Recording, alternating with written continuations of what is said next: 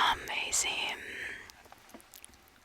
out of left field, and others may have been something you have personally experienced, but I promise you all of these are verified true. True. Very, very true. And I think those are the scariest type. And of course, I will throw one or two of my own in here. So, if you can tell me which ones are mine, I would love to know. So just jump right into it. This happened yesterday. It is fresh in my mind. I'm not exactly sure what to think at this point. It is, well, I don't know, the whole situation is bizarre and quite unbelievable.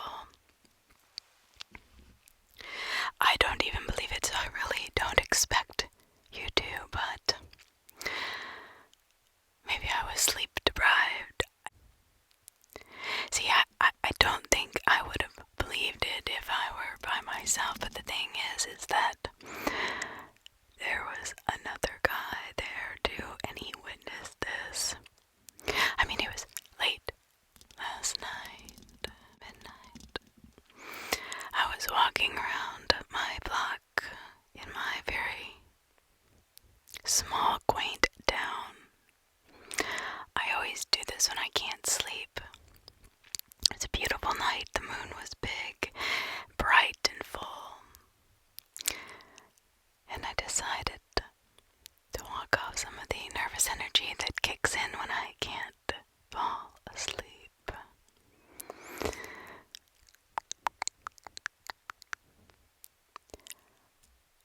My town is relatively safe, and I never felt in danger when I did this. But I've been walking around for 5 minutes when a pale woman with blonde hair and a white dress caught my eye from across the street. Her gait was so asphyxiating, and her dress was clingy and almost see-through. She was quite beautiful. Her long blonde hair trailed behind her, long and flowing, with little curls at the bottoms, just enough. Little wisps. She was about my height, and about my age as well. I actually wanted to go talk to her, but I'm shy and I can be a little insecure at times, so I really didn't think anything was odd at that point in time that she was out walking, because I was too, but the more I thought about it, the more I was thinking, well, why is she in a dress? Dressed up walking in the middle of the night. So I just kind of walked by, didn't really pay too much attention to her at first. I didn't want her to think I was staring her down. But I circled the block again, and there she was on the same street, walking in that luxurious, graceful, very sophisticated it's the best way I can describe it. She was on the same street, but this time she was a couple of feet in front of me. She was standing on the curb now, staring at the cars passing by, almost asphyxiated on each one. She didn't even notice me. But I have to mention that it was a main road, so even that late people were still driving around. It wasn't uncommon for quite a few cars to pass. I say hello to her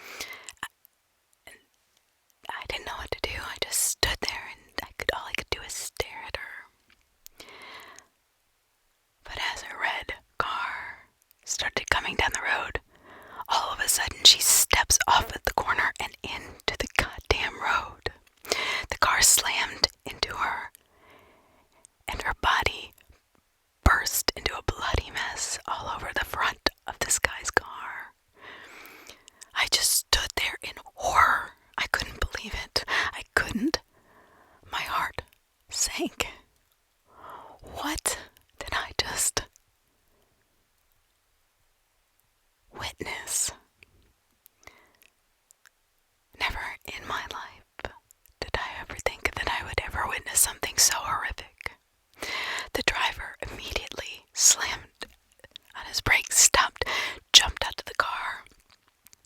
As terrified and frantic as I was, his face was white, his body was shaking. A man only in his mid-20s, possibly. We started to look at each other and look at the body, and I know we were talking about her. We both saw it. Blood everywhere, all over the windshield, all over his car hood, on his doors, everywhere on the road. Her blood was just seeping out everywhere. Her body was in mangled mess. We both saw it. I know we did. He immediately called the police. And as he's talking to the dispatcher on the phone, I went around to the car, the other side, to see the state of this girl that had just committed suicide in front of us. But once I circled around the car, she was gone. And I don't mean gone as in dead, I mean gone as in she was not there. The blood on the road was gone. There was no blood on the car. Nothing. The only evidence was a little bit of blood left in his grill. That's it. The rest of the mess that we saw was absolutely invisible, I guess. I don't know. I don't know how to explain this. I literally am freaking out because I know I'm not crazy. I've never experienced any kind of mental illness. Neither had this person. We just stared at each other in disbelief of what we were witnessing. When the police arrived, you know what they said? They concluded that it was a hoax, that we were playing a joke on them. We tried to convince them that no, there was a girl here, and he had hit her. Okay, the guy went along with it. A little bit of blood, okay. We'll take it down to the station, we'll have it tested. I don't even think they did. Because, as they say, now, I don't personally think they tested that blood, because a few days later, we get a call, and they said the blood was just paint. Okay.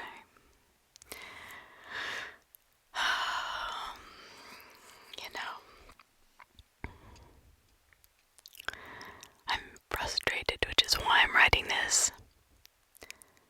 Nothing else has ever been said about it. No missing girl, nothing. There's been nothing on the news. I mean, this had to have been somebody's daughter. I'm not even sure what happened. If it was real, I know the other guy saw it too. How could we both have seen it? It felt so real. But I don't believe in the paranormal, so I can't verify that I even believe it myself. Maybe it was a dream. Maybe the guy, maybe the police, it was all just a dream. But I remember it as if it were real. And I cannot leave my house now. I don't understand anything now, and I feel like the world is making me crazy. I need to know, has anyone else experienced something like this? Please, in the comments, let me know. No, my parents' haunted house. I've needed to share this for a long, long time. But this is the first time I will be posting anything online about this.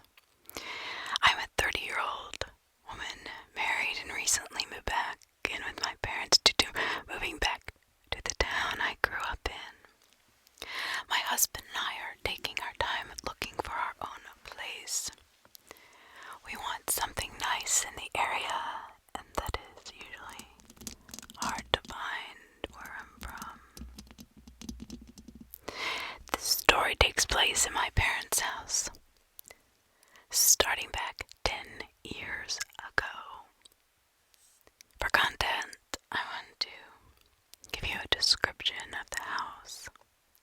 Two-story brick stone house in city limits, but still surrounded by nothing but woods.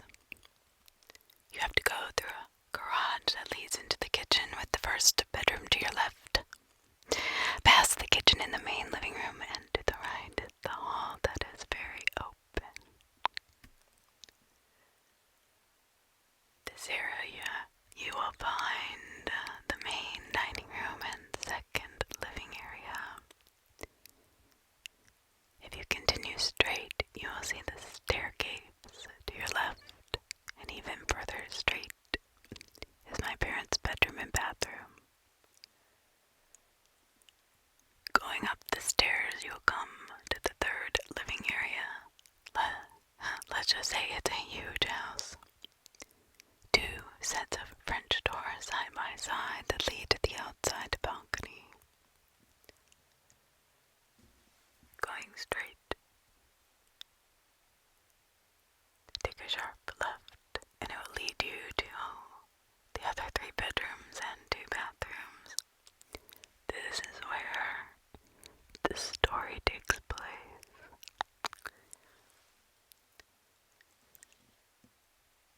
So let's go back in time a little bit. The first time I ever stepped foot into this house, I felt a strange, off feeling, as if someone or something didn't want me there. It just wasn't right. A presence, but I did not know what or who it could possibly be.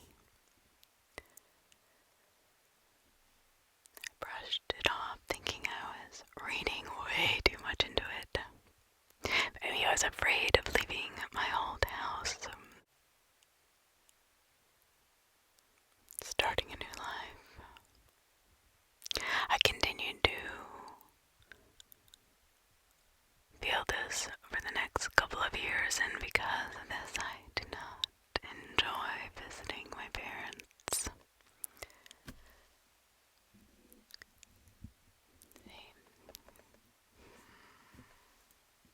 What I can tell you is that the only thing is my parents liked to gamble a lot.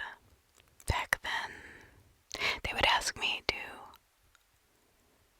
babysit my baby brother and sister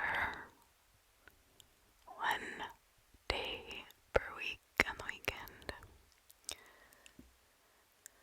so they could go out gambling. My boyfriend, now husband, loved them, so he would always babysit with me, which made it so much better. The first few times I really did not pay attention to the feeling I would get, because we'd be busy playing, eating, or running around with the kids.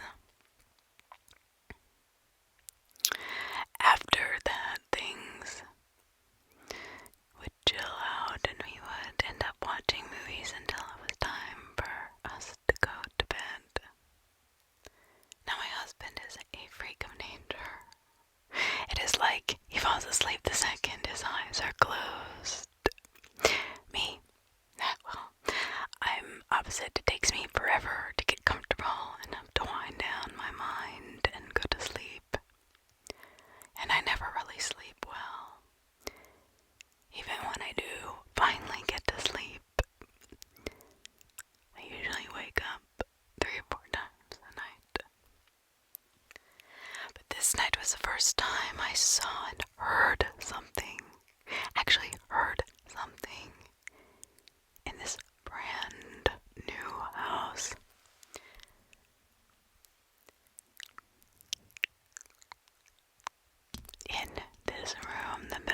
facing the doorway, but not directly in front of it. With the double doors open, you can see the front of the staircase and all the way down the hallway, as long as the light is on. And on that night, it was.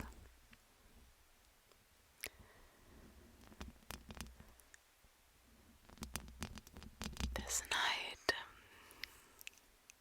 though, as I'm looking down the hallway, one pops and goes out in the hallway. So now there was only one light in the hallway on. You know when you're turning on a lamp and it blows up and it scares the crap out of you? Well, that's what it did to me. I laid in bed, kind of staring at the hallway, back at the TV, putting the volume down on low so I could hear if one of the kids called me or anything else was moving around for that matter.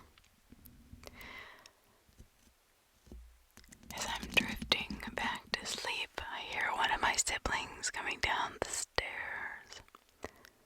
I open my eyes, wait for them to get to the bedroom, but they never do. Okay, maybe they changed their mind. I don't know. I didn't really think anything of it. Close my eyes and begin to drift back off to sleep. Damn, if you would not believe this, but a few minutes later, I hear it again. I open my eyes and wait, but again, they never get to the bedroom. This time, I sit up and listen, a little bit spooked. They are known to be scared to come all the way down sometimes, so they could have just started up the stairs and then stopped, because no one was there. Confused and thinking I must be dreaming. I must be, I just must be. I got back into bed. This time, though, I closed one of the double doors. It was a few hours later, around 3 a.m., if you can believe that. I feel like someone is extremely close to me, as if they are standing next to the bed right in front of me. Usually now, when I open my eyes, I would see the green glow of the alarm clock on the bedside table, because it was right there. But this time I saw nothing, just pitch black. I could not even see the hallway light on, and the TV had turned off on its own, but there was no timer set. I also felt like I was paralyzed. I could not move a muscle. My eyes were wide open, my mouth. I tried to say something, I tried to scream, but nothing would come out.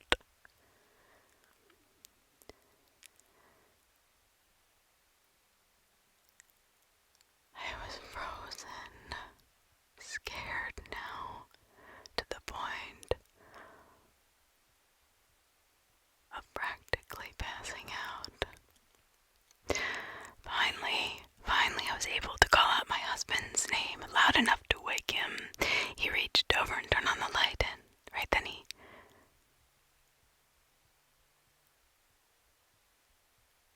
I noticed when he did that, the scared feeling went away and I was able to move again.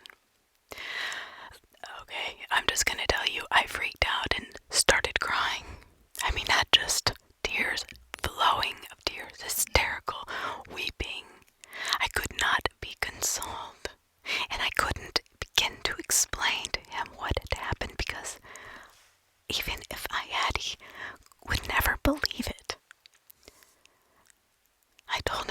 having a nightmare and asked him to go check on the kids. When he came back, he said the kids were fine, just to relax, and he got back into bed. I kept the lights on, and I was able to fall back to sleep, but it took me forever, and it was already close to 4 a.m. The next day, I told my mom about what had happened, and that's when she told me. She had been hearing footsteps on the stairs at night and even saw someone standing by the door at times. I looked at her with a confused look like, why didn't you tell me this? As if she could read my mind, she said she didn't tell anyone because she did not want to scare the kids, or me for that matter. This is when she told me what she had done. She wanted to know what was going on in her house, so she went and bought a voice recorder.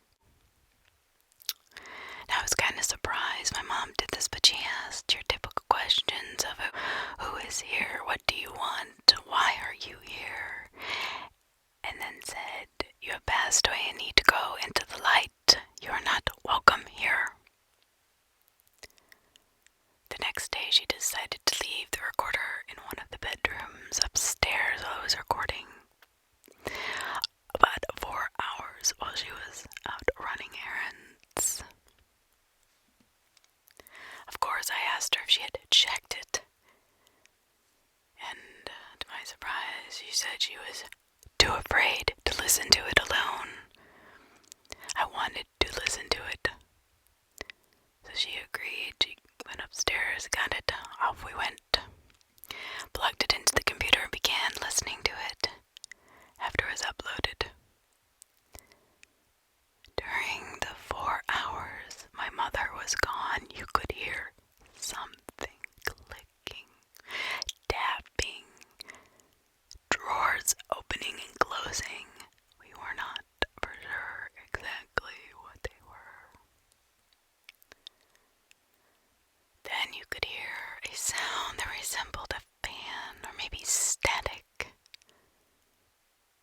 I don't know. It was throughout the whole thing. Some sounds were indistinguishable. The one sound we did hear chilled us to the core. When she asked, what do you want, and gave a clear answer, changing my brother's name for this, the answer was Jamie. What? The entity had answered Jamie. It did not answer any other questions except for that one. I cried immediately. He was not having night terrors for no reason. See, my brother Jamie was having severe night terrors. And we didn't know why until now. Something was there for him every single night. Yes, I didn't mention this before, but yes, my younger brother had terrible night terrors every single night in that house. We asked a friend to cleanse the house. For a long time, everything was okay. My brother stopped having night terrors. My mom was able to sleep comfortably and all was good again. Until now. I have been living in this house for a month and a half, and for the last 3 weeks, I've been seeing things everywhere, in corners, in closets, in the bathroom, in the hallway, at night, during the day. It doesn't matter, especially when I'm alone. Because of this, I will not stay alone anymore.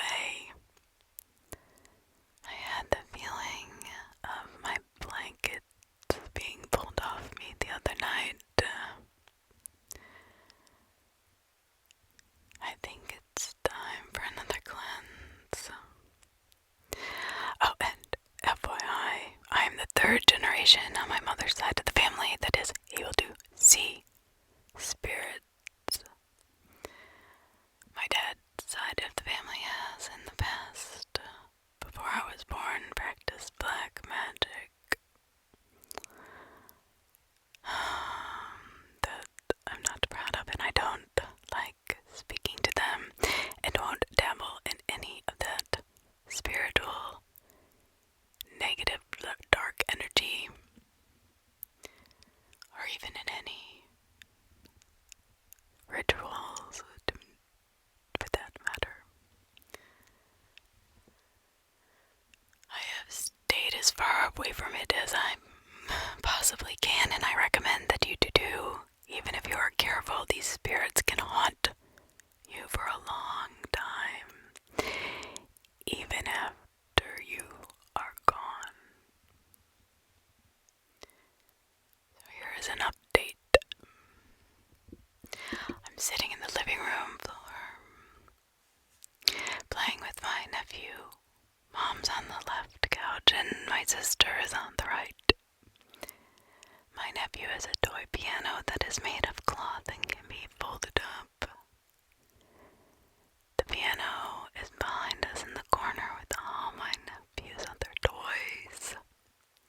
We are talking and watching my nephew attempt to walk when this piano makes a loud sound. It is like somebody, well, is pressing the keys slowly. We stop and stare and look at each other shocked.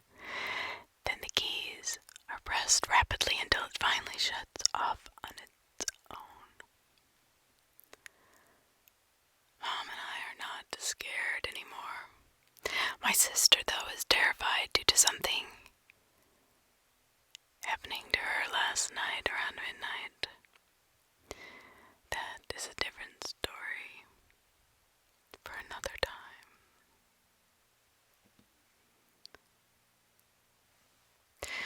So I promised before I would tell you about my sister's experience. And I just want to preface that this happened before anything else happened in the house. It was many years ago, but she would be the first to experience anything. My sister, 20-year-old now, and a mom of a 10-month-old baby boy. She and her boyfriend just moved back from the west side of Texas and are living at my parents' house. Like I said in my last story, it was a huge house, and it's kind of the meeting place or pass-through places our families, when they need a place to come in between homes, they come. So they stay in a bedroom upstairs that is his own bathroom. Now, a bit of a backstory on my sister. Ever since she was little, she has been scared of this house and this bedroom. She would always sleep with her earbuds in so she would not hear anything at night. However, she did not leave the light on at night, which made absolutely no sense to me. She stayed in this room until she moved to West Texas after having her baby. Now, my sister can be a bit dramatic, and while she exaggerates at times, this made it harder to believe her stories. What she told us was truly terrifying. She told us a few times that there was something in her room. She could feel it watching her at night. There was times she would actually look into the direction she thought it would be in, and she could see a dark figure near her closet would just stand there, never moving or getting closer. We always thought she was maybe having nightmares or night terrors, since this was before anyone else had seen or felt anything out of the norm. Well, this was when she was somewhere between 8 and 10 years old. Fast forward to 2 nights ago.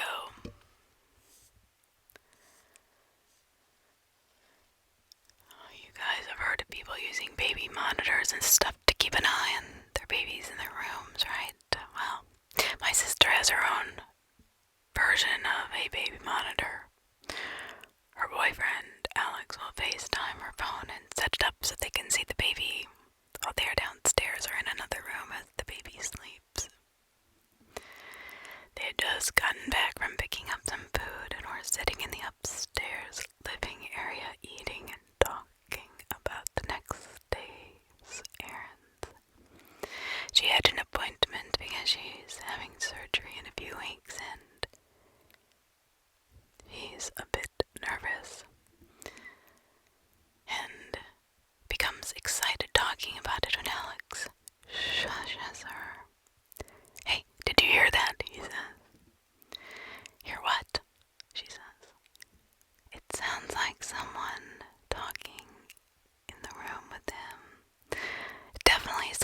there's somebody talking in the room with him. Alex's eyes are wide, but he gets very quiet and bends down listening and staring at the phone. They wait a minute, and they hear the faint cry of a child in the phone. Looking at the screen, they can see that the baby is sound asleep and not crying. Alicia, my sister, gets scared, but decides with her motherly instinct she's going to check on her baby and make sure there is nothing in that room. She walks in, sees her son laying on the bed peacefully, very much asleep and happy. She looks around, checking the bathroom and closet. She finds nothing out of place, but stands there quietly, trying to hear anything. After a few minutes, nothing happens. She turns and goes back to Alex and finishes eating. Before she can even sit down, she looks up at Alex and he has a scared look on his face. What's wrong? Looking at the screen and back to him. Did you hear it? He says. I didn't hear anything. What did you hear? She asks. Taking a deep breath, Alex picks up the phone, staring at it as if whatever it is in there is going to come through it at any moment, and says, right when you were walking out, I heard a little boy say, where are you going? He said it 3 damn times. Just then they hear laughing. Then one of the baby toys makes a sound in their baby's bedroom. They both take off into the room to find the toy. Light up, but no laughing could be heard. After this, they sat in the room with their son, not able to eat, of course. They were afraid to leave him in the room alone, thinking the next time he would try to mess with their baby. The next night, they slept with every light on, huddled around the baby to protect him from whatever was in there. My sister, now completely terrified.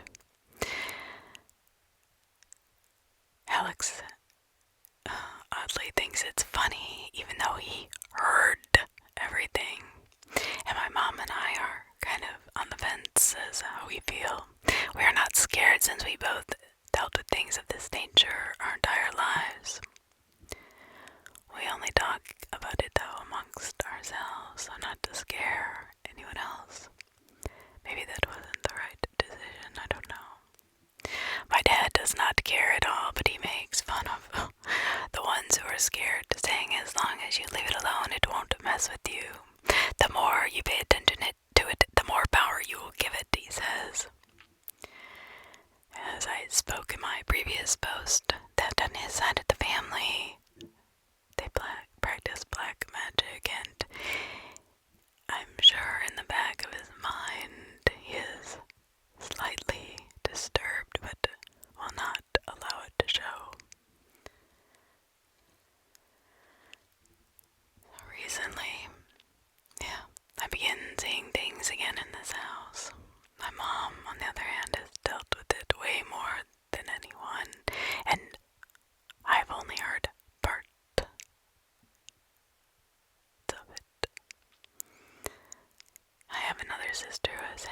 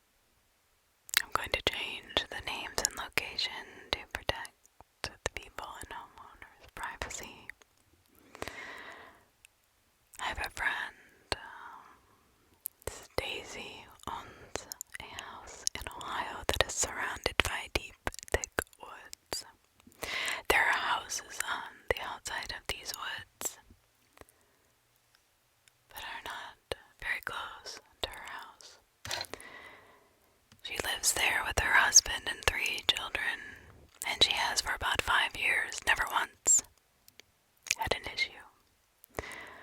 Her husband worked out of town quite a bit.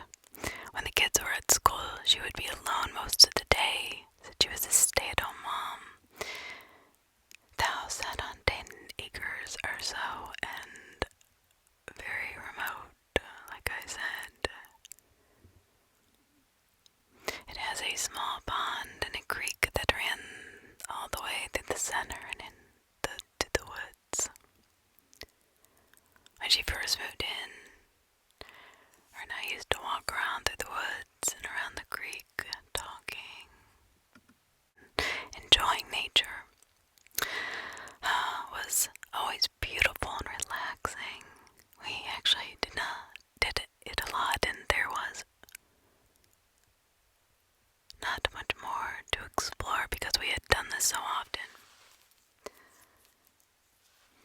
After a while, she rescued a beautiful 1-year-old boxer named Allie. Allie was shy at first, but she warmed up to us all, the kids, who were ages of 9, 10, and 18. Allie became protective of her family. She knew who was friendly and who was a stranger. She did not really bark at animals, but there were times other random dogs would show up and she asserted her dominance, letting it be known that this was her territory. A very good dog. She never attacked or was aggressive towards anybody, towards me or anyone else.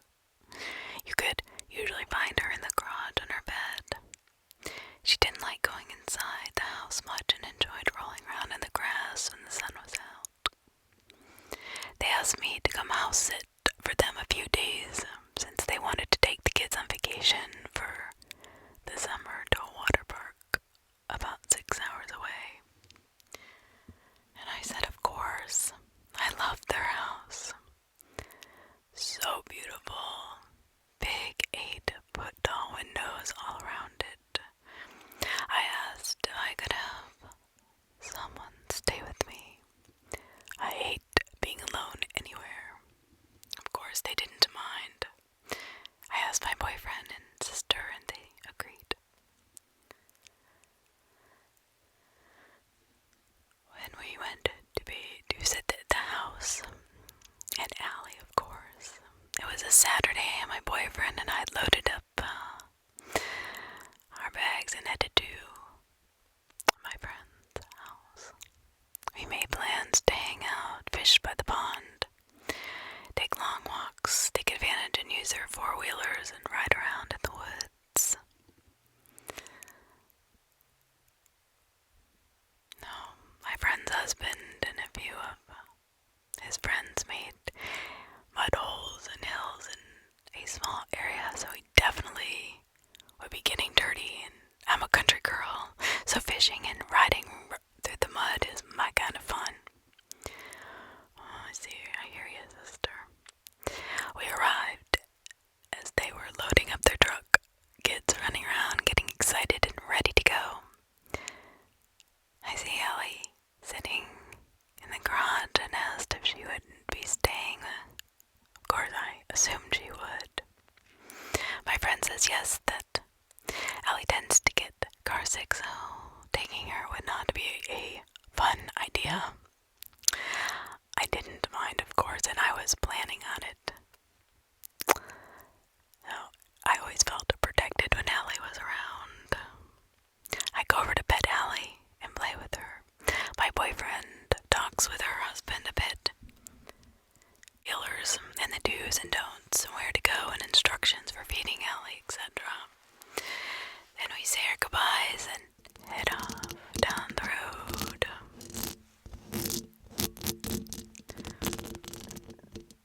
My sister came the next day.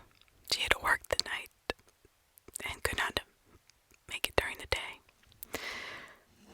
The rest of the day went by really smoothly. We fished for a while, drank a few beers and chatted, really enjoying the country and how beautiful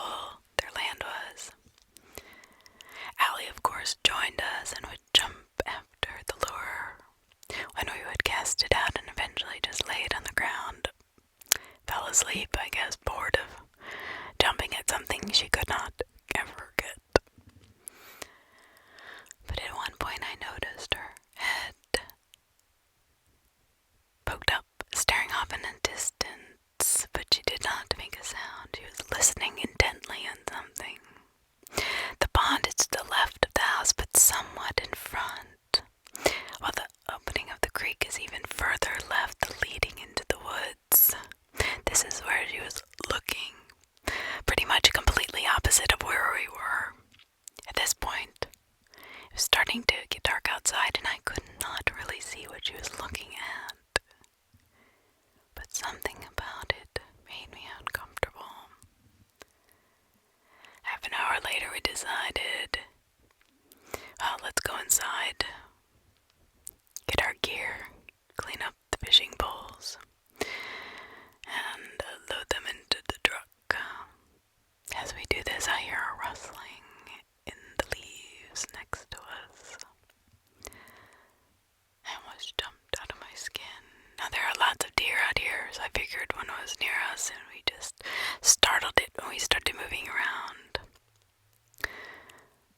Well, we got into the truck and headed back to the house with our gear. Ellie had already run back on her own, which I kind of felt was a little bit strange, since she had come out there with us, no problem.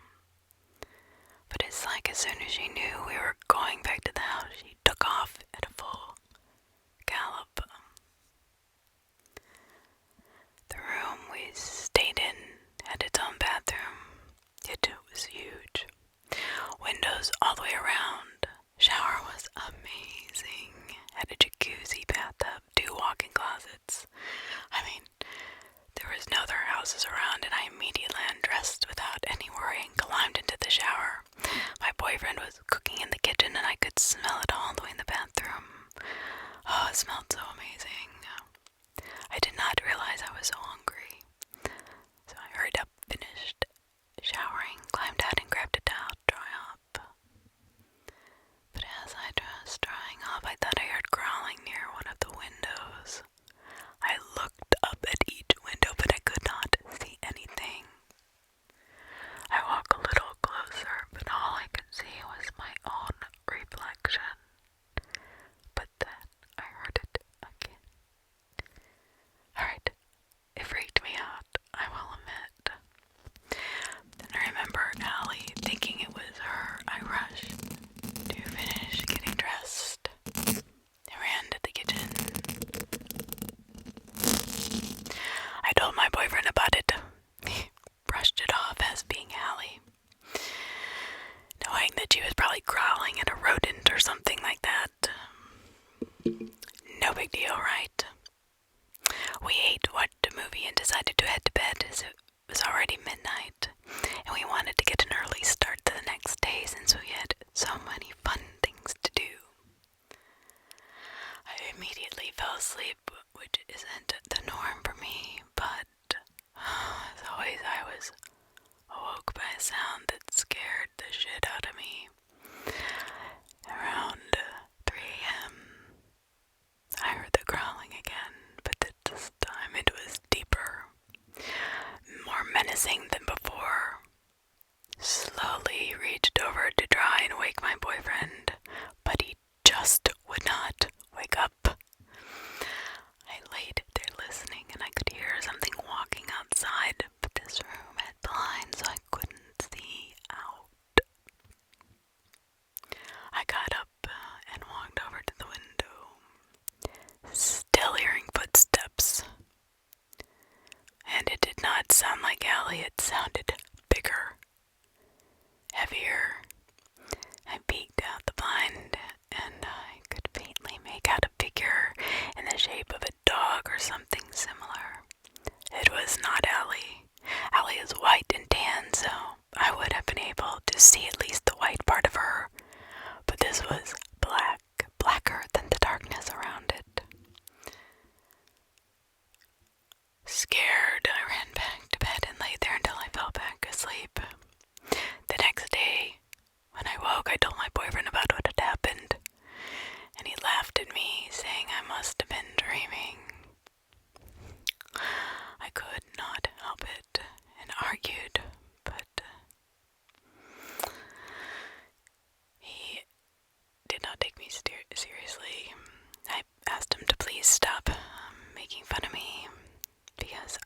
Allie scared.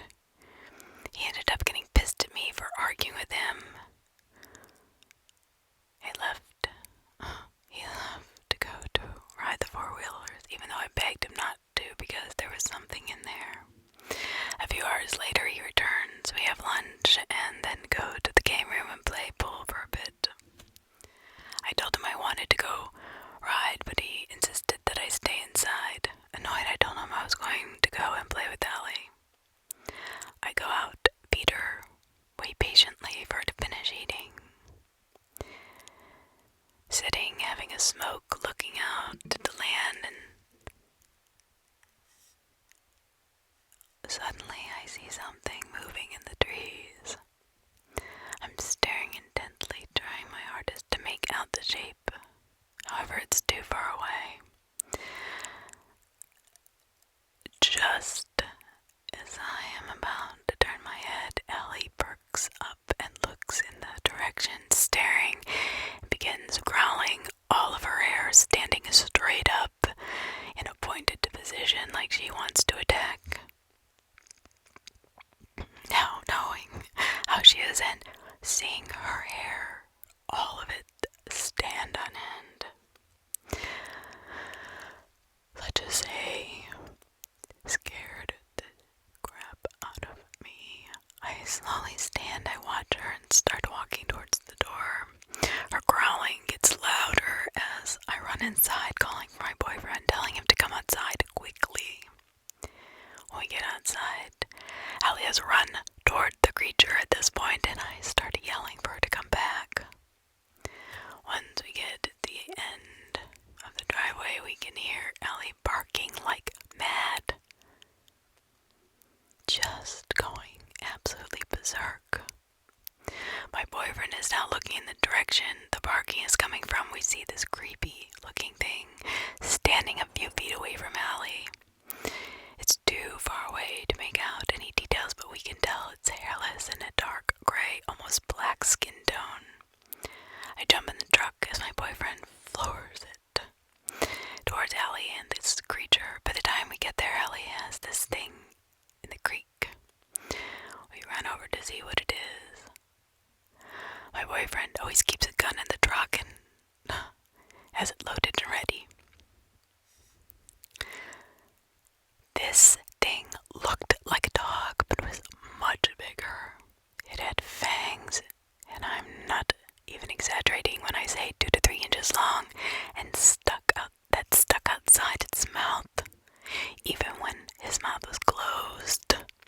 Dark gray, leather-like skin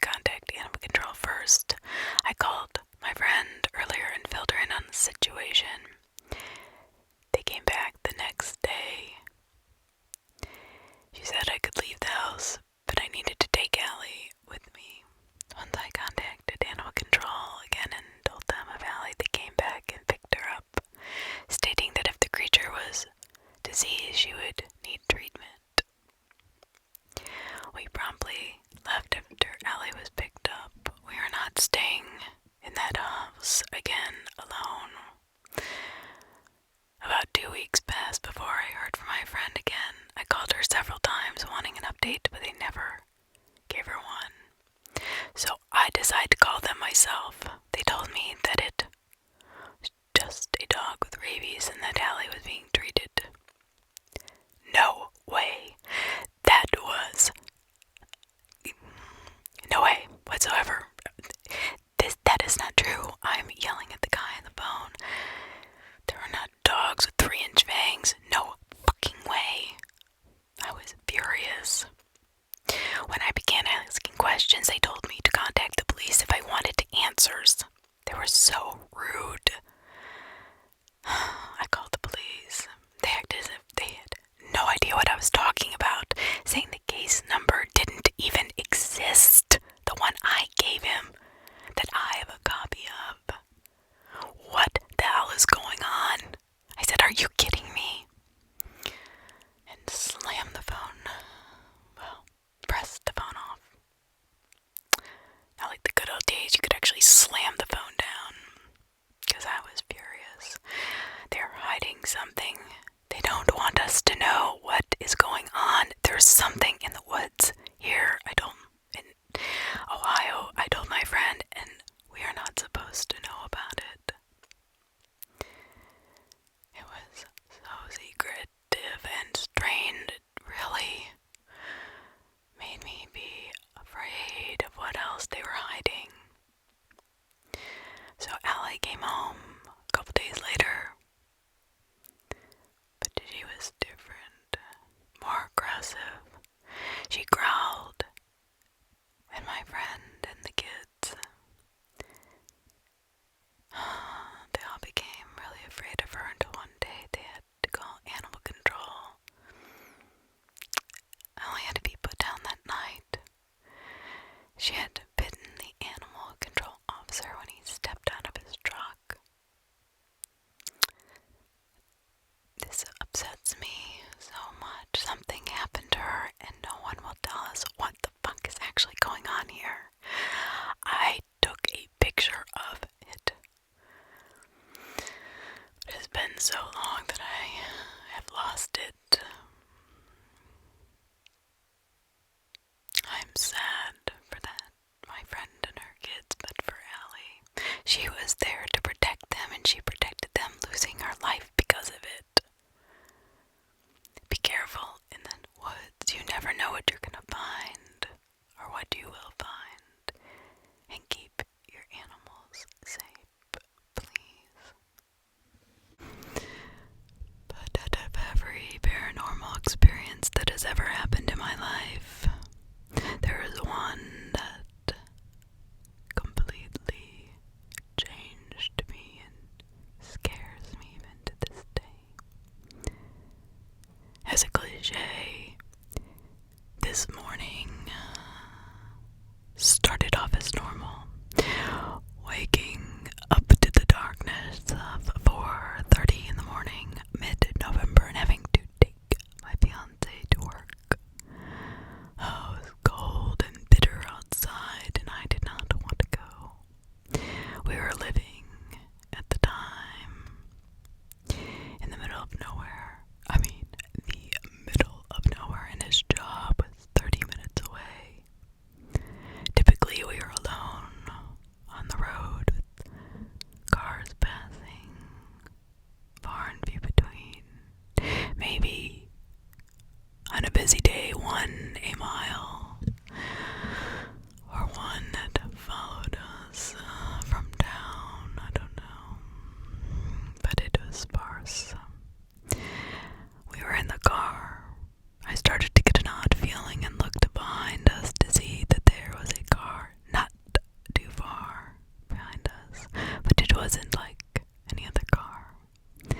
We were 12 minutes away from town. I turned back facing the road. I looked at my fiancé who was driving, very concentrated. I have a funny feeling about the car behind us, I said. Not scared, but more confused and worried. He agreed, letting me know he was keeping an eye on it. He obviously had noticed how long this car had been following us. Not too long after I said this, suddenly both of our lights went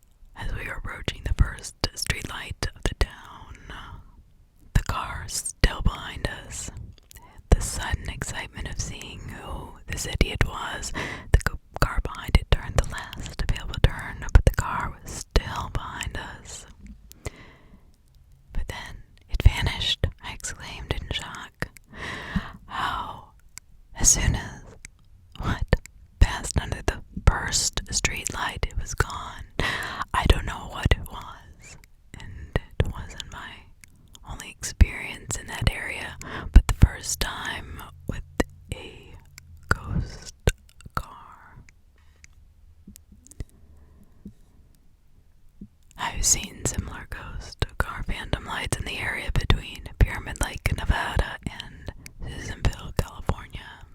You will see lights coming in your way, and there's a lot of turns and foothill areas there.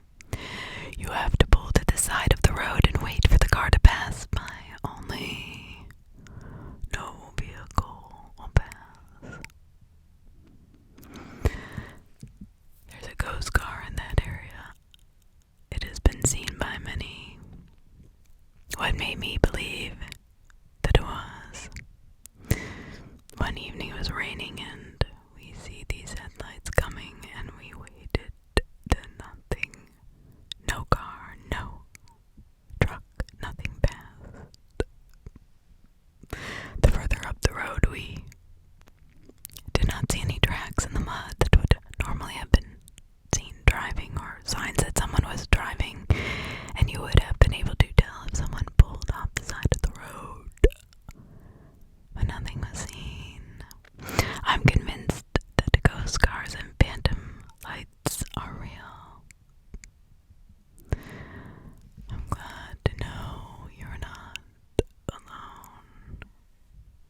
Us have had our own experiences in the basement, right? We're all afraid that something in the dark is gonna come get us. There is something about a basement that is so foreboding and so sinister, so scary, so uninviting. Well, that's what happened to me when I was 12 years old. My parents divorced, and my mom went quite far away from the suburbs where I was going to school. For a good while, I lived in my dad's place. But then when he met his new girlfriend, he partially moved in at her place, and since it was closer to their mutual workspace, I was home a lot alone.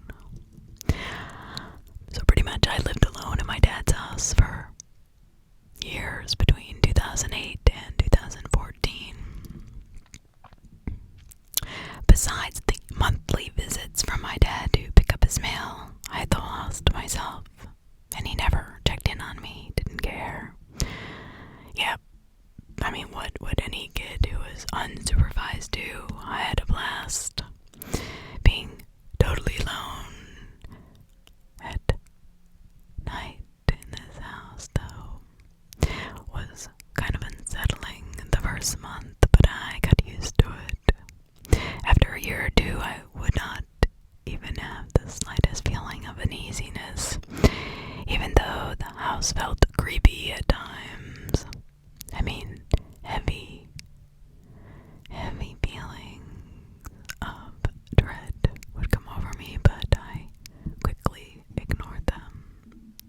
I didn't want to bring up these feelings to my dad, for I didn't want him to make me come live with his new girlfriend or something crazy like that. So I lived there partying and having a great time, and for a 17-year-old, that was amazing until something weird happened. I got in front of the house and had the weirdest, strong feeling that someone was home. I never had quite this feeling before. As I was saying earlier, my dad would sometimes swing by to get his mail, but noticed the parking lot was empty, checked the front door and it was locked. I just shook it off and got my key out and walked in, instantly dropping my bag by the doorway, opened the refrigerator, got something to drink, and turned on the TV as background noise. Sat at my laptop, all on the first floor, to send out some paper that was due the same day. Believe it or not, I was a pretty responsible kid that lived alone for most of his childhood.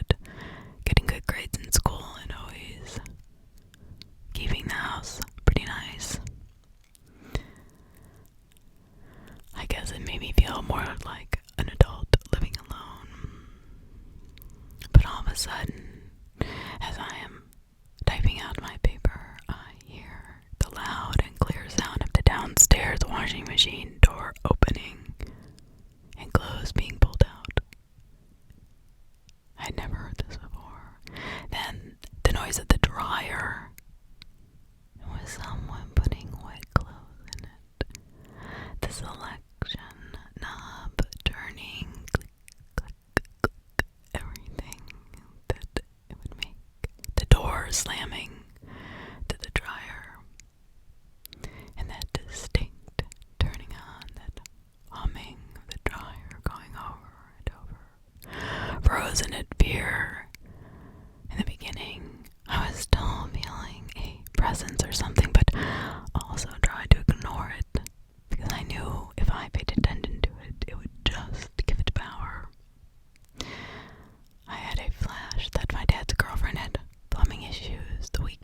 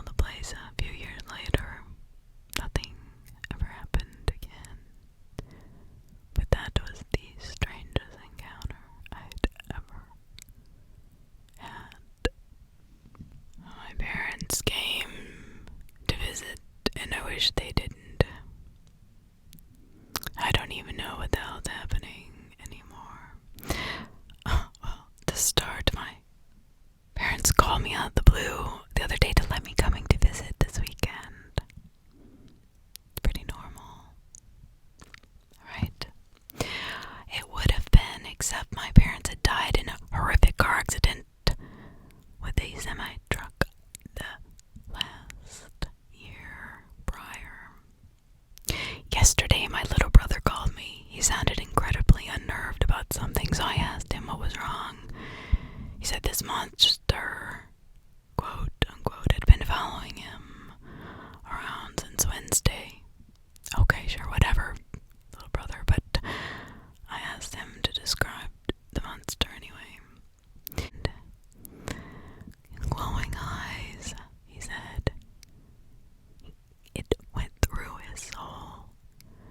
A weird smile stretched unnaturally from ear to ear, and dagger-like teeth clawed hands.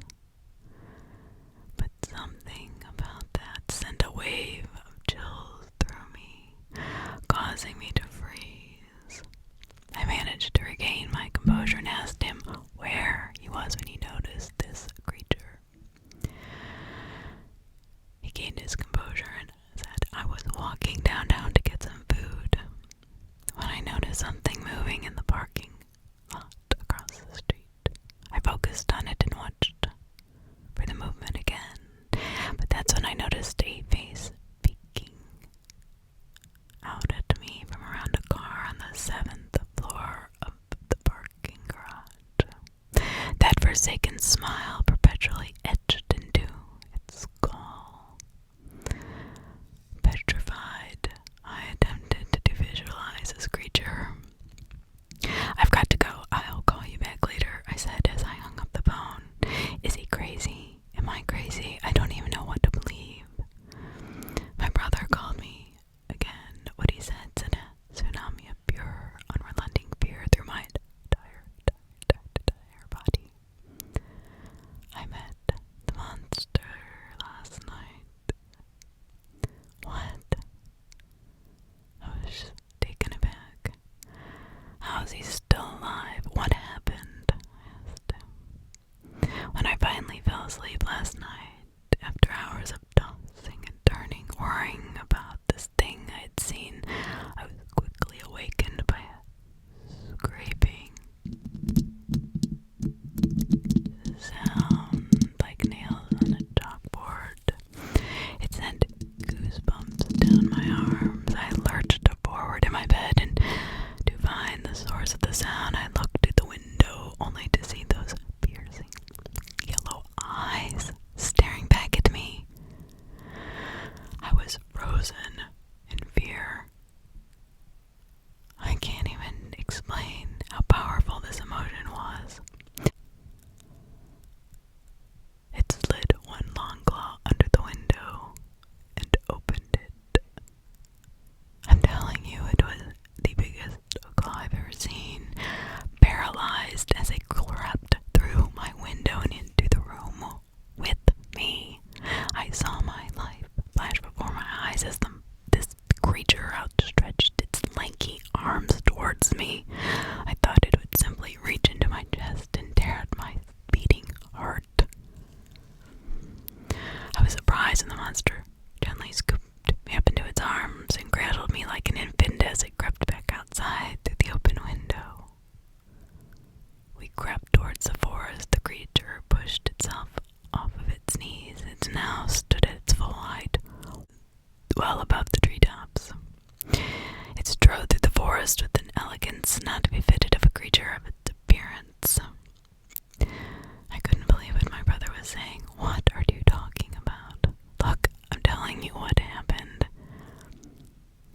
When I woke, I surveyed my surroundings. I was still in the woods. I was wide awake now, so I knew either I'd walked there, something took me there, or someone took me there. There was an enormous bonfire directly in front of me, and the creature was on my left side, staring down at me.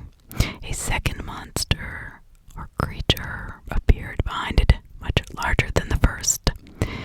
However, this one spoke in a deep, deep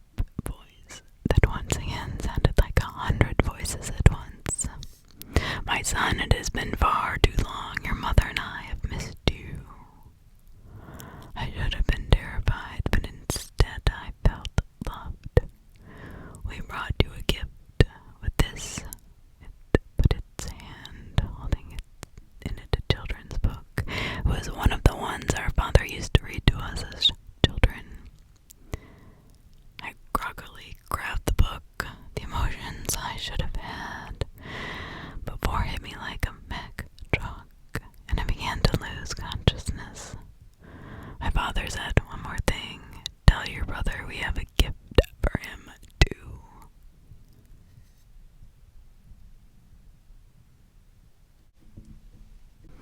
My dad's mystery, my dad's creepy coworker. This is a true story. I've had a lot of weird, unusual, or just downright creepy experiences or happenings in my life. For as long as I can even remember. It's not just me. Several members of my family have shared some scary stories with one another down the years.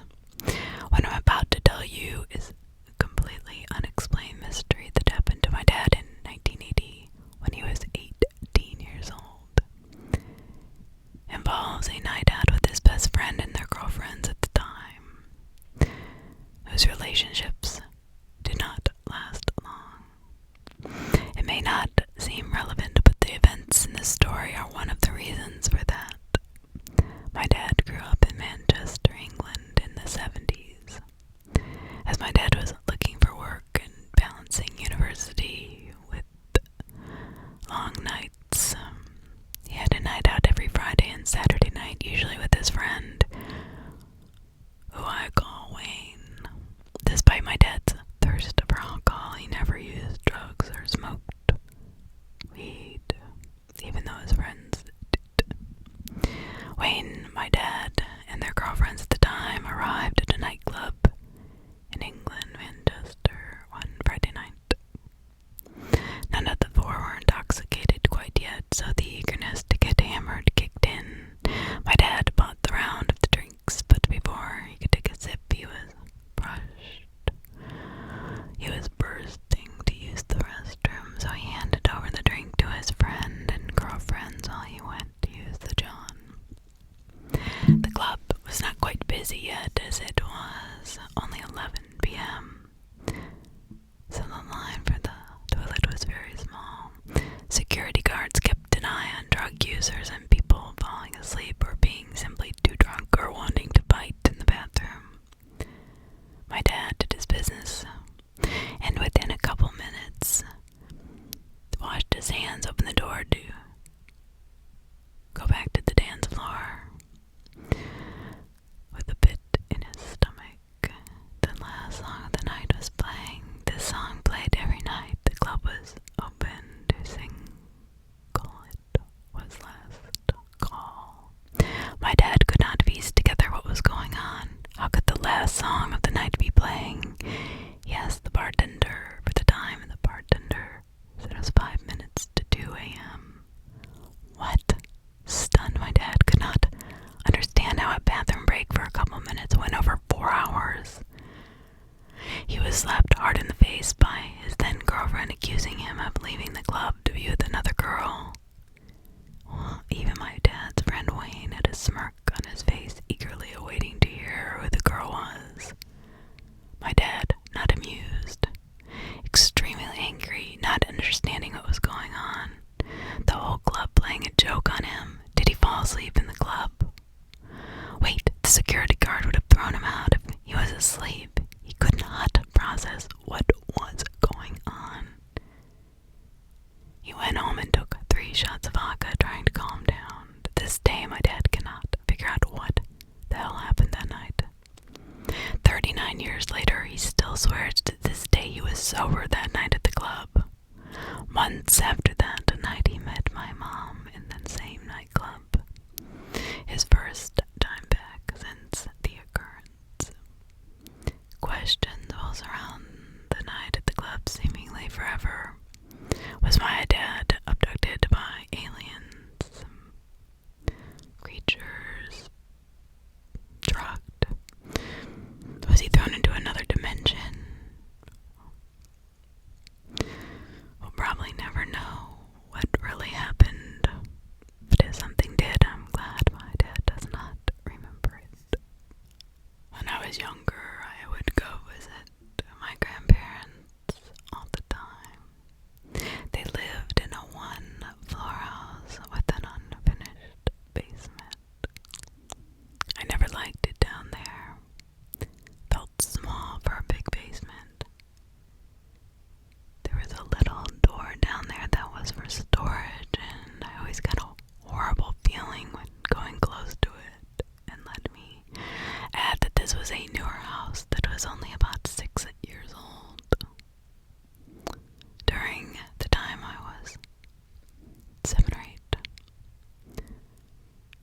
so uncomfortable going down there, even when I was with someone I dreaded it. The only thing I really remember going down there was with my grandmother to help with something. She had to run upstairs because someone rang the doorbell, saying she would be right back, even though she knew how I felt about being alone down there. But trying to be brave, I nodded and said, okay. I sighed. She was gone and I was alone. I started to get a sick feeling in my stomach again. I didn't move. I didn't want to move, even though the lights were on. Now, this is where everything started happening. The lights started to flicker. I start to hear noises, and what sounds like talking was not coming from upstairs, but in that storage room. I heard someone say my name. Now here's the real part that freaks me out. The voice sounded like my grandmother. I was confused as hell. How am I hearing her when she is upstairs? Paralyzed, unable to move, but being the curious I started a silly move on my part towards the storage room door. The closer I got, the worse the bad feeling became. When I get to the door, the lights turn off in the basement. I can't explain the terror that ran through every cell in my body. I wanted to run upstairs and hide. Go home. Somewhere that wasn't the basement. Anywhere. I heard my name for the second time. My grandmother's voice asking me to open the door to help her. And I did, and I regretted. I could not see anything. It was pitch black. Could not hear anything but a faint laughing that felt like forever. Then the laughing stopped and the lights turned back on in the basement. A little bit better. Wave of feeling came over me with the lights back on, but the downside I could see a little in the storage room. A small clown doll in the storage room with my grandparents. 8 clowns with a passion and want nothing to do with them. So why is there a clown doll in their storage room? The lights turn on in the storage room. I see red that looked like blood all over the place. I screamed and blacked out. The next thing I knew, I was lying on the couch. My grandmother looked at me and asked if I was okay. I have no idea if that was real or a dream, but it sure as hell felt real. If you have any ideas or have ever had any experiences like this, please let me know. And looking for any logical explanation or similar experience, please help me. Here is my story. A couple days ago, my boyfriend and I were driving up this road in the middle of the woods. We turn a corner and we see a deer. The deer didn't even flinch at the car coming up the road, which immediately alarmed us both. Then we saw it.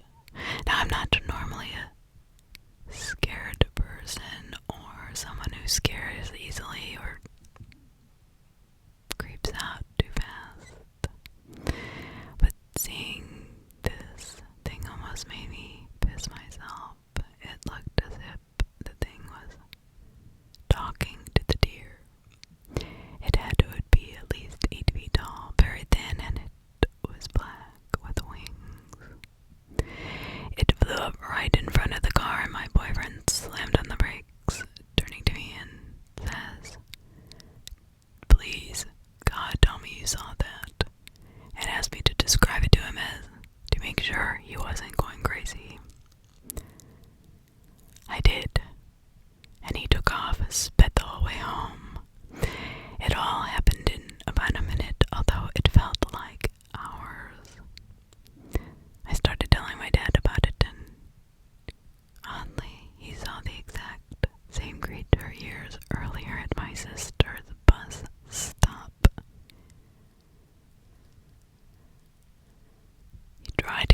my sister was a garbage bag or something. My sister's response was, "Daddy, that thing was too fast and too big to be a trash bag." And all he could say was, "I don't know." If anyone has any idea about this, I would really appreciate a comment. I'm skeptical about all these things, and I'm more terrified than anything else. I really need a logical explanation, even though I doubt there will ever be one. Please, help me. And for those of you who think it's made up, it absolutely is not.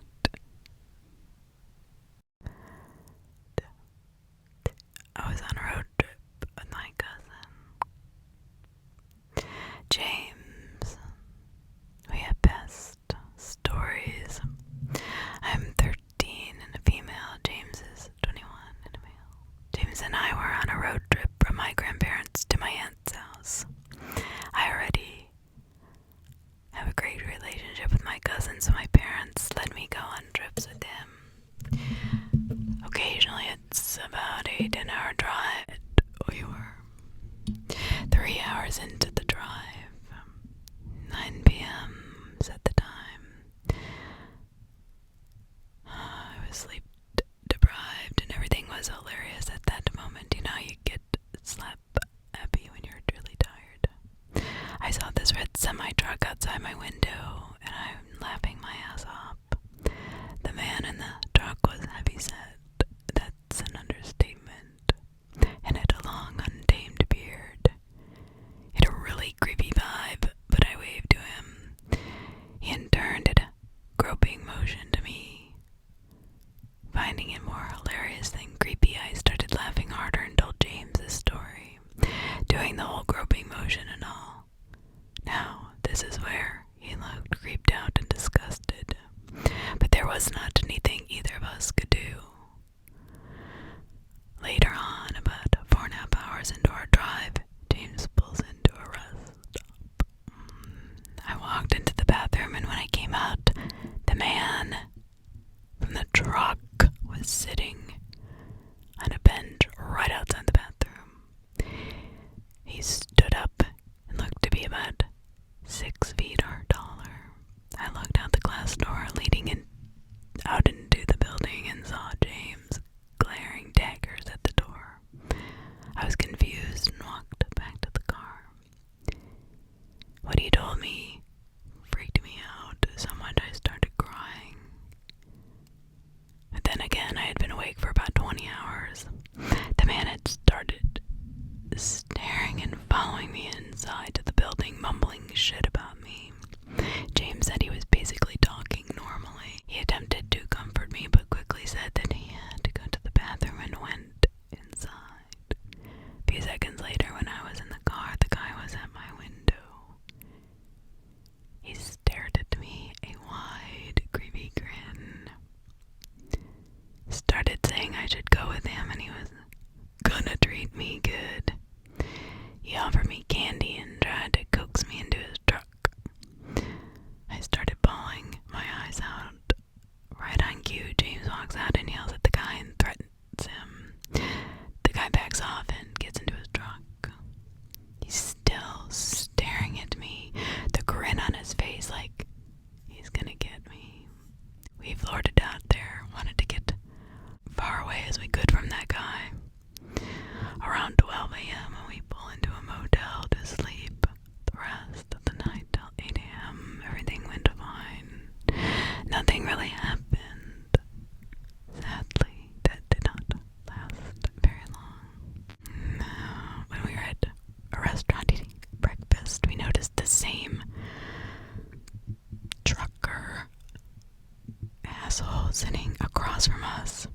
That stupid grin on his face, looking at me. And James just got pissed off. The guy walked by the table and going to the bathroom, brushed his hand on my shoulder, doing the same on the way back. A quick note, James is a chill dude and will let most anything slide. He knows me since I was a baby, and his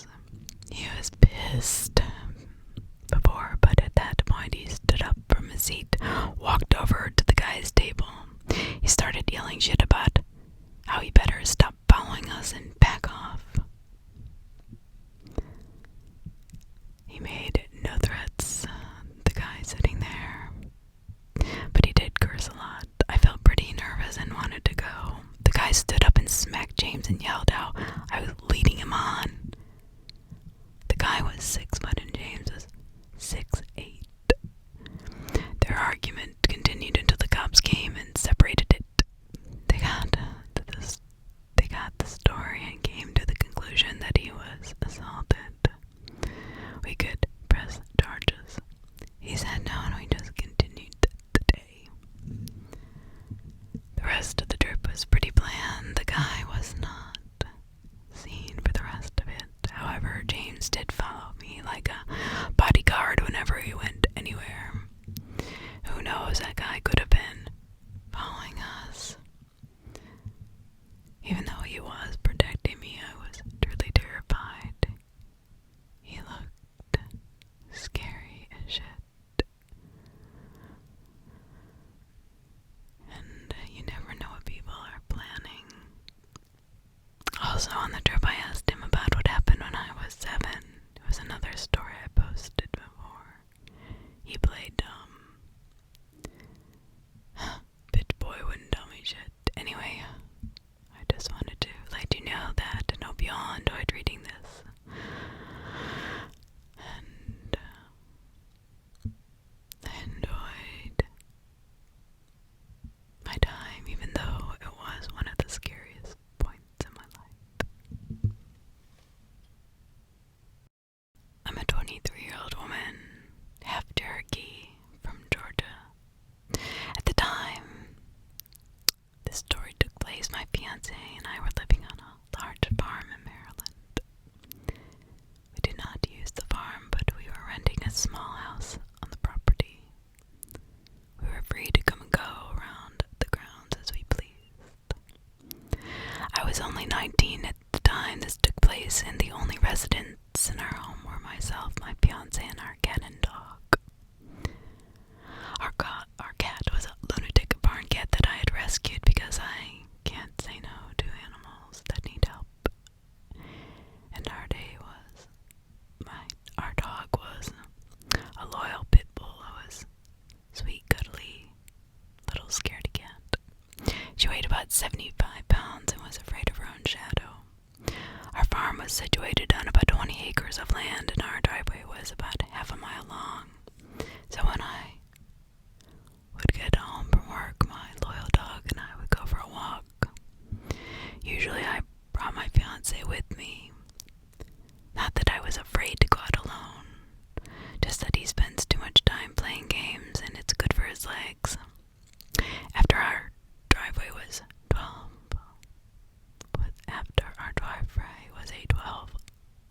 12-mile-long road through woods and farms until it finally reconnected with civilization. It was safe to say that we were far, far from other people, except our landlord, of course. The first few miles was through open farmland, followed by a brief patch of forest, then about half a mile of wheat fields, then solid forest for 2 more miles. Okay, so now that you have a bit of the layout, onto the really creepy part. Started like any other weekend evening. My fiance and I returned home from work on Friday to our happy cottage and happy pets. Harley, our pit bull, was frantic to go for a walk, so I quieted her and changed into walking clothes and asked if my fiance would join me. He had gotten home shortly after me and said he had seen one of the coyotes that we had around close to the field by our house. You may know coyotes are mostly scavengers, especially out here on the East Coast. I was not too worried, and I'm very capable of defending myself.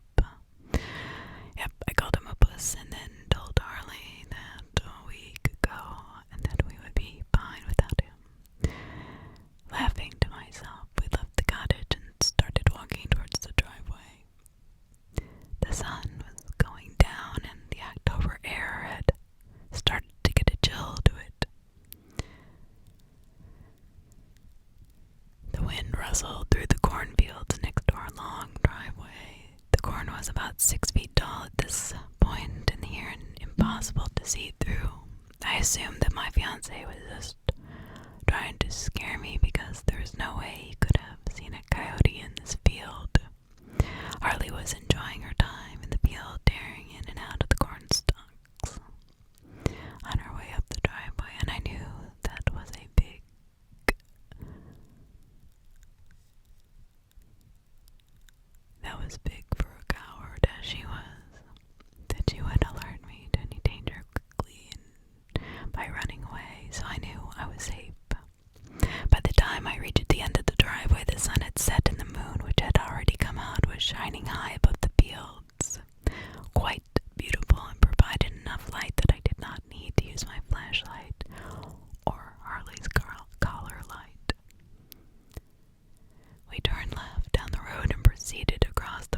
section of the field.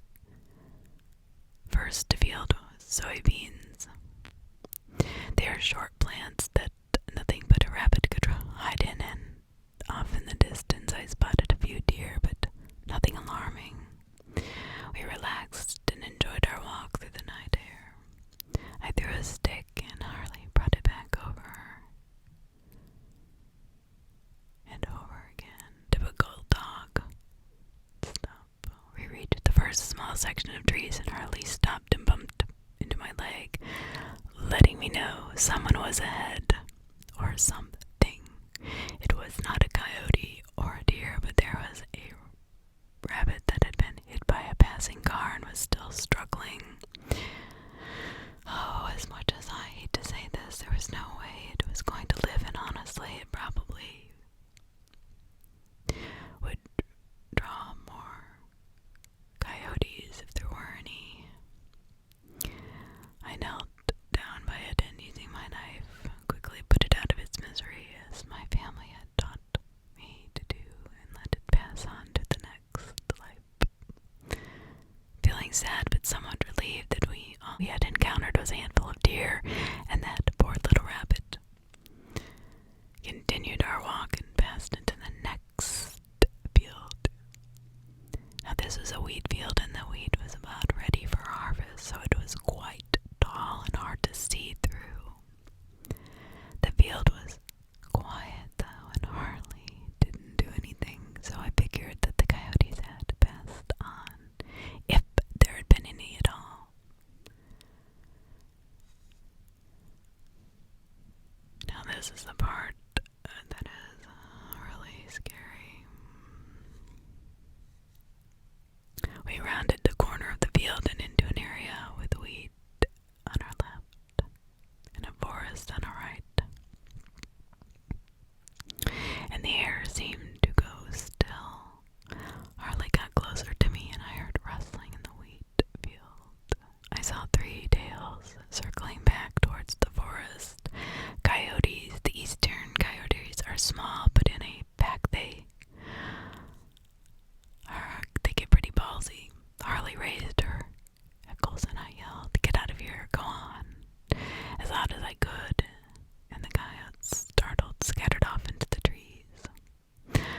I then decided to turn around and get out of there before they decided to regroup.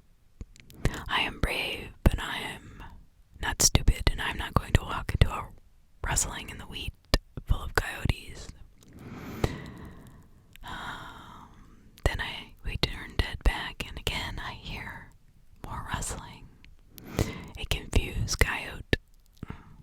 I thought it had to be, but no. Harley was standing stock still, staring at the wheat, and I whistled for her to come with me. That high-pitched, ear-piercing, two-fingered whistle that snapped her out of it for a second.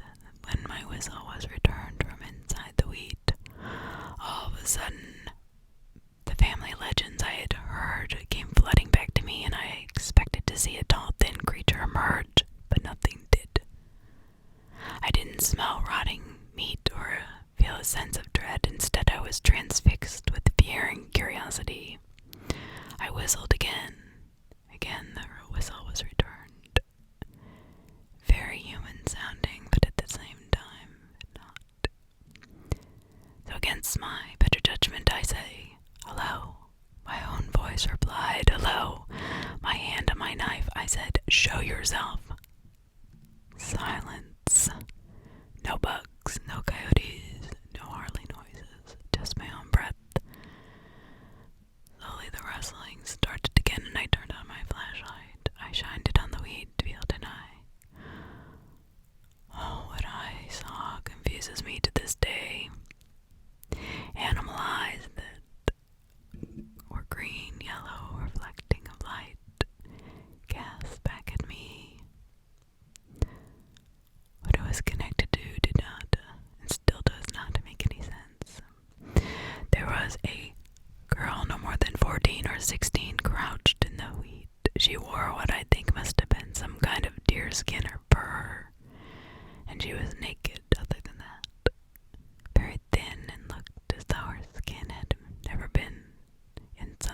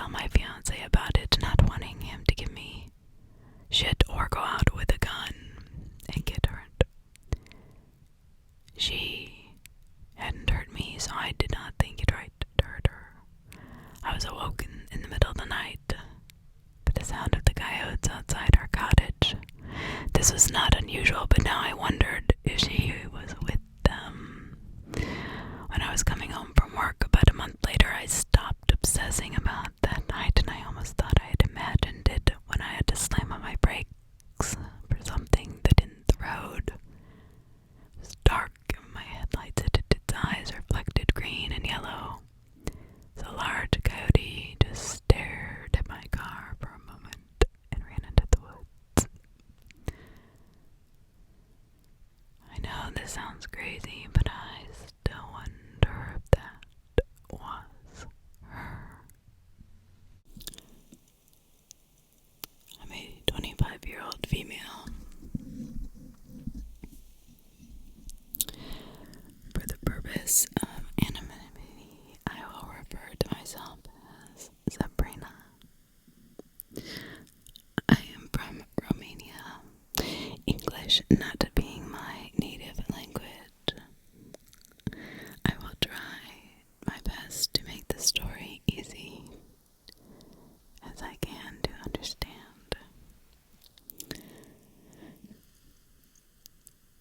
I'm going to tell you the best about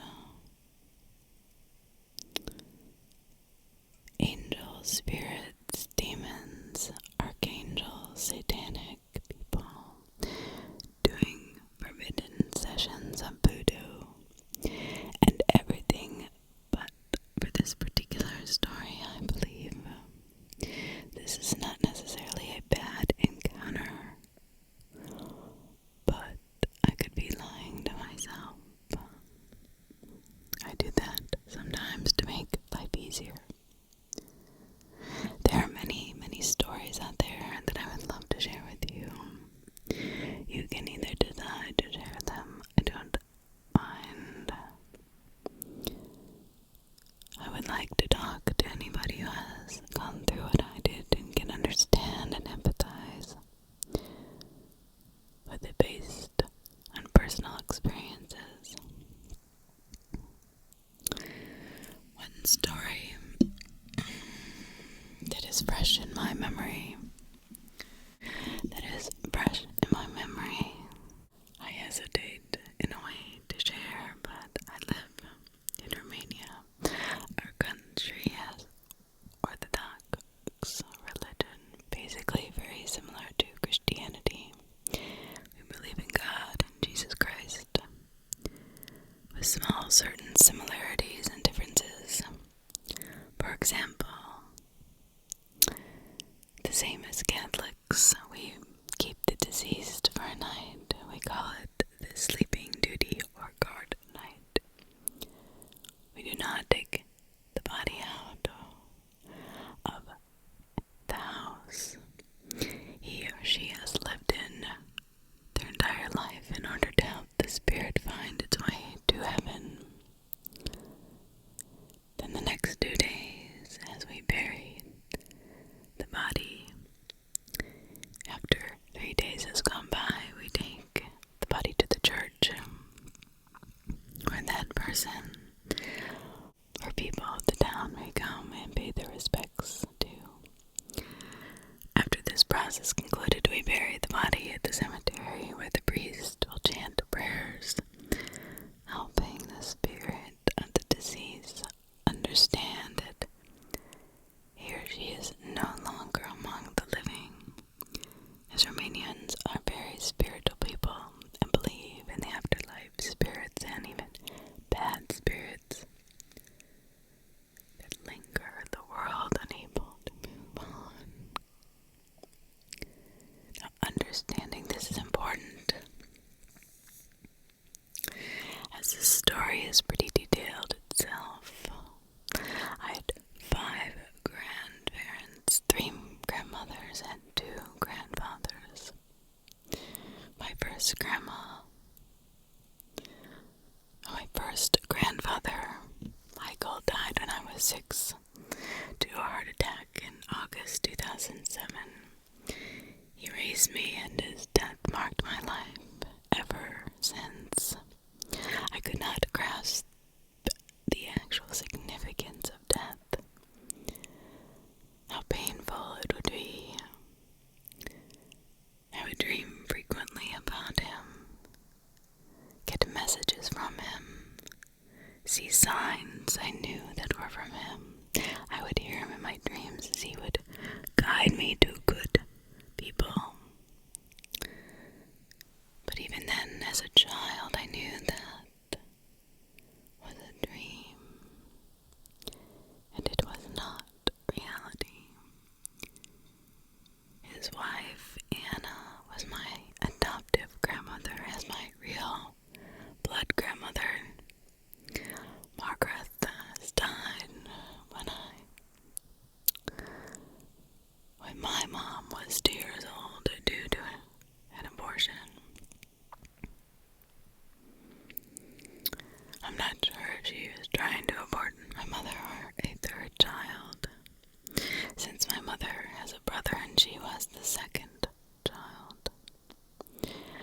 communist years, 45 to 1989, Romania had a strict law regarding abortions, and women would abort fetuses on their own, usually in the privacy of their homes by themselves, as no medics would agree to help with the procedure due to fear of being sentenced to life in prison. Unfortunately, she died septic. My mother grew up without a mother until the age of 6 years old. Needless to say, I never met her or knew anything about Margaret, my blood grandmother. But this story is not about Margaret, it is about Hannah. She was very, very spiritual, wise, kind-hearted, intelligent woman. She never had a child of her own. She adopted my mom and uncle. My grandfather Michael was only dating my grandmother, but after my mother had met her on a family visit on her side in Iasi, Moldova, it's a town in Romania, they got married soon after. My grandfather, a military general, raising 2 children, 6 and 13 years old, had found that to be very difficult. So they decided to get married. Well, thankfully to my mother, because as soon as she saw Anna, she went straight to her. At the age of 6, raised both her arms up at her and asked in a jolly child voice, "Hi, my name is Christina. Would you like to be my mommy?" My grandmother burst into tears, picked her up, and immediately created a connection with my mother, whom she raised and loved as her own. It was not the same for my uncle, as he was 13 at that time and knew his own mother, Margaret, had died, and why. He denounced her and made her life much, much harder than it should have been. But she never left. After raising my mom and uncle, my uncle had 2 children of his own, a boy and a girl. She raised the girl, and when the boy was born, she had a calcium crisis that made her faint and hit her head. She refused to raise my cousin afterwards, as she was afraid she would drop holding the baby. My uncle never forgave her for that and hated her even more. When I was born, I was the light of their life, and she loved my mother from the moment she met her, and my grandfather Michael adored my mother. I'm an exact replica of my mom, same eyes, same face, same body shape. She immediately took to me and raised me, as my father worked in 3 different jobs, and my mother was a pediatric nurse and worked in shifts. But I loved growing up with her. Like I said, she was extremely spiritual. She loved to meditate. She would tell me about her dreams. She taught me how to decode them and what they meant. She told me about ghost encounters she had in her life, and always told me not to fear any spirit that comes close to me, because ghosts see us as beams of light guiding them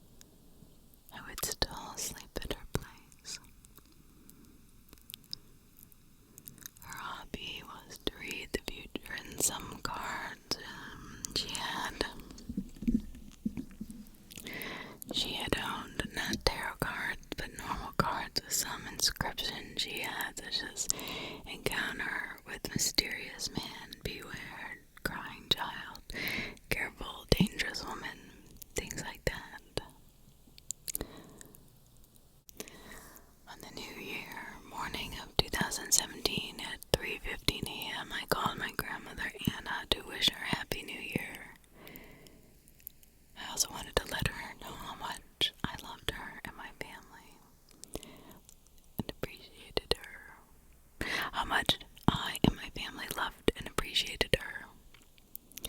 I would like to mention that Armenians rarely express their love by saying "I love you" to our mothers, fathers, grandparents. We consider that you show your love by what you do in your life and how you respect them rather than just say the words. That night, for the first time in 23 years, at that time in 2017, I felt the need to tell her that. To this day, I still don't know why. Her voice changed. You could hear her chuckle and soft, happy tears as she would hear that, and she said she loved us all, back and forever will. Nothing seemed suspicious, as I am a very sensitive and emotional woman myself, so the night went on normally. She was at a party. I was with my fiancé. The next day, January 1st, 2017, I received a phone call from my father who told me that my grandma Anna had died the previous night. I cannot express in words how my heart simply left my body, as if my own existence stopped. Refusing to acknowledge that she was dead, I rushed home. Police everywhere, ambulance, the whole 9 yards. They say she died of heart attack due to the climate change, same as my grandfather Michael did 11 years before her by the same cause. Outside it was cold, inside the house it was too hot, as she was rushing to change her clothes. Her heart could not handle the temperature change. Her body could not balance the heat, and she died. But what I found particularly weird is the time of death. I still had her last phone call at 3:15 a.m. The police and the ambulance staff analyzed her and declared her time of death was around midnight. They said there was no way I could have talked to her at 3:15 a.m. For that time, the body would have already began to go into rigor mortis. Then who did I talk to? Because it was her phone number, it was her voice, and she seemingly to be incredibly fine. Call it a sick, a joke, or just the medical staff. Time of death error. Creepy. Actually, it's giving me the chills right now. Something about her words. During her funeral, I decided to write her a goodbye letter. As I said before, I'm very spiritual. Even though no one would read it, I like to consider she took the message I had for her in heaven to pass it down to my other loved ones. I wrote in the letter that I did love her a lot, and I still do. I thanked her for every sacrifice she had done for me, and that I wished to tell Margaret, my real grandmother, which I have never met, that I loved her too, although I never met her. I put that letter in my grandmother's coffin, kissed her forehead, and watched her go on her last road. My mom knows about the letter. She has asked me about what I wrote in it. After a funeral, I get a call from my grandmother. Yes, my grandmother, Anna. At first, I thought it was my father, as he would still use her phone to let all her relatives from other countries that she had known that she had died. Normally, I answer the phone and I hear something unimaginable, impossible, formidable. I hear my grandmother, Anna. I hear her voice clearly. I hear her laughing voice, with intermittence and static occurring whenever she would pause. It was a soft, fading voice, but nothing scary, nothing fearful.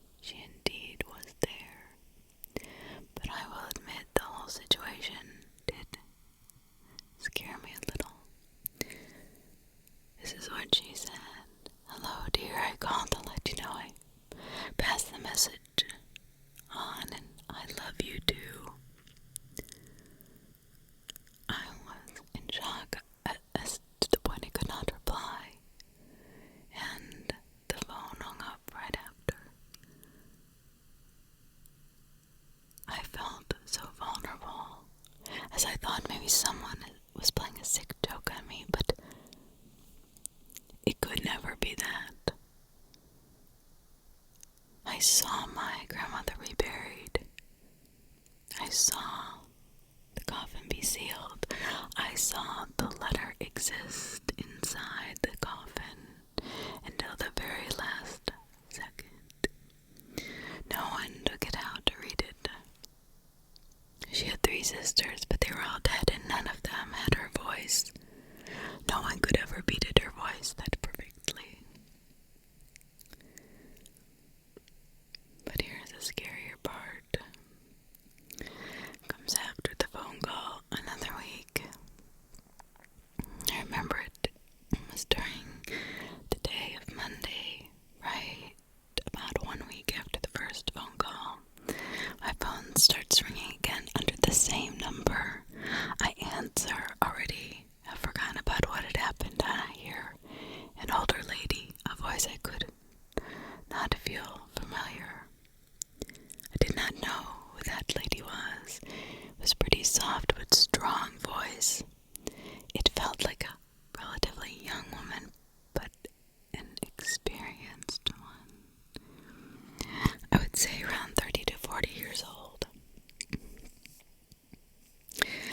I would like to mention at this time I was in the same room with my father, who owned her phone still, when I received the call. Her phone is in front of me on the table and not ringing. I open her phone as I speak on the phone. Her phone had no battery, and it was dead. But I still got a phone call. I answer. I hear this weird lady, and she sounds something like this. Hello, sweetheart. You don't know me, but I do. I received your message, and I love you too. Then the phone call hung up again. I started screaming, panicking, completely out of control. My dad had immediately went to the telephone service to find out who was playing the prank on us. They went through her profile, numbers dialed and received. My number was not in her agenda of calls. We decided to disable her number. Ever since then, we have not received any more calls. I do go to the cemetery more often and talk to them. This year is the first year from her death. So what we do is sort of celebrating her memory. Personally, I do not celebrate her memory, as I feel she is constantly physically with me. I often have dreams of her. She would often visit me at nights. I'm saying dreams because I feel like I'm going insane if I conclude on these situations being something other than dreams. Thank you for giving me the possibility to share this with you. To all the people out there who encounter ghosts or paranormal activity, I'm going to say what my grandmother Anna taught me in my life. Do not be afraid of them, as they are just confused, lost souls who see you as beams of light, helping them to find God.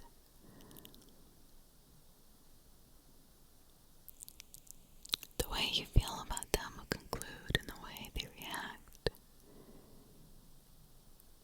But don't let them scare you.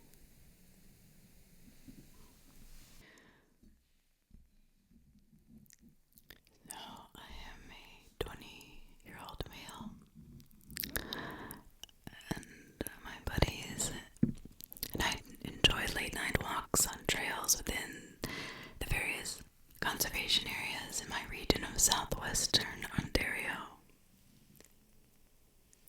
Last week we decided to check out an area called Pleasant Valley.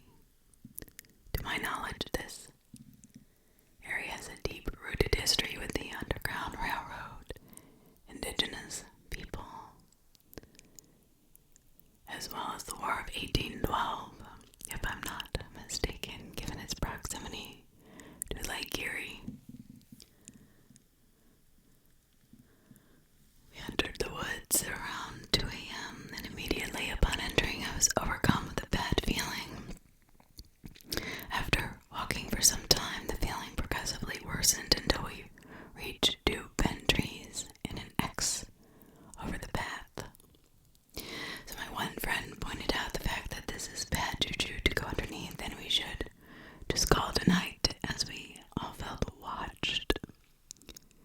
soon as we turned around and started to head back, the entire forest seemed dramatically quieter. We all heard a loud, distinctively human whistle behind us. Almost like you would call a dog over with.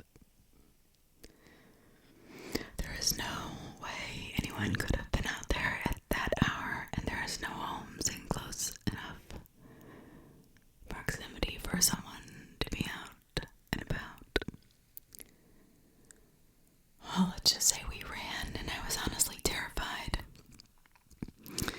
And so were my friends. We're all relatively big guys, and we're all comfortable in the woods. Let me just say it takes a lot to get us running, and we ran our asses off that night. So if anybody has any ideas what this could have been, please let me know, because we are still all bothered by that sound we heard. I've never talked about this to anybody, but I needed to get it off my chest. 3 years ago, when I was kind of talking to this girl for a little while, Natalie, she lived in an older house and had the entire basement to herself. I remember her saying things like how her house was haunted, etc. I didn't believe her until this one night. My friend, me and Nick, were spending the night at her house, and I remember my friend laying down on the couch at 9:30 p.m. I look over at him and he's just staring blankly at the wall. I didn't think anything about it, or anything was wrong. I thought he was messing around, actually. I started yelling his name. Yo, Nick, Nick, Nick. And come on, don't mess around. What's going on? Nothing could get a response from him. Meanwhile, across the room, Natalie, sitting on her bed. After a minute of him just staring blankly, he jumps off the bed saying, I don't fuck with that, I don't fuck with that. That freaking out me to death, and Natalie starts laughing.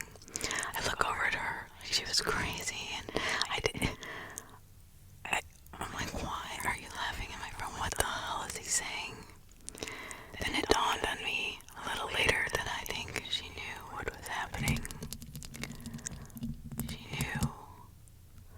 So I started laughing too, thinking it was a joke they were playing on me.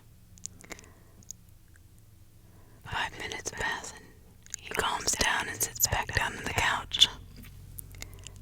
Now here's where things get really creepy and interesting. She has this screen door in her room that opened to the outside. Specifically, I remember this. As soon as I took 2 steps out of that sliding glass door to the outside, every single light in her room, including the outlets, blew out. I mean, popped, pop, pop, pop, pop, pop, every one of them. And everything went pitch black. I freaked out for a second. I could feel this warm, strange, eerie creepiness come over me. As soon as I took 2 steps out of her room to go outside, every single light in her room, every single one that still is creeping me out today, blew out. And I'm repeating this because imagine 15 lights are on and they all blow out at the same time. As you step outside, what the fuck is that? We tried everything and we could not get any lights in her room to work except the lamp that was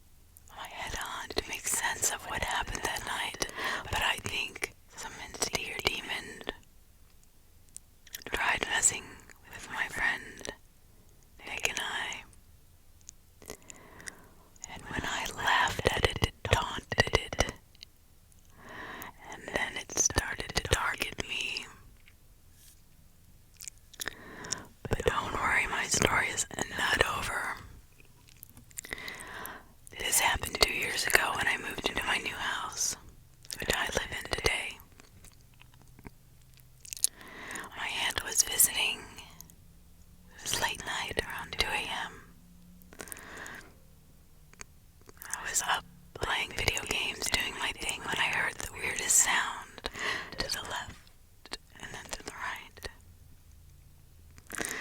Since I had my gaming headset on, I just ignored it and kept playing. And I thought I heard the same sound the second time from behind me on my bed. I took my headset off, waited, and tried to hear it again to find out what it was. I sat there for 2 minutes, waiting, when I heard the sound right next to me. It's like a breath in my ear.